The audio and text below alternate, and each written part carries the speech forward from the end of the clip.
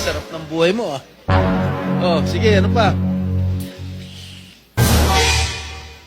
Hindi ko na maalala yung iba. Sa dami talaga, hindi mo maalala. Sino-sino gumagamit ng luxury cars? Kami po. Everyday, siguro, sa pag-alis kayo ng umaga, Rolls Royce ang gamit mo. Pag uwi mo ng tanghali, kakain, pag lalabas kayo, may back naman ang gamit. Ganun ba yun? Sa dami nyo ng kotse. This is really, for me or for all of us, for all the Filipino people watching, this is unbelievable.